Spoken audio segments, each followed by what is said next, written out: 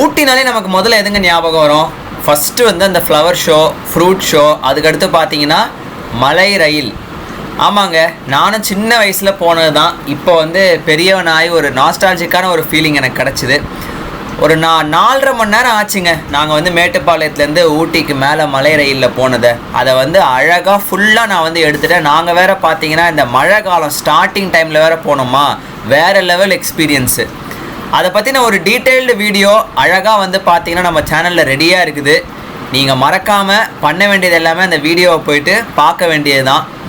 அந்த வீடியோவுடைய லிங்க்கும் வந்து பார்த்தீங்கன்னா நான் ஃபஸ்ட்டு கமெண்ட்டில் கொடுத்துருக்கேன். மறக்காமல் போய் பாருங்கள், என்ஜாய் பண்ணுங்கள்.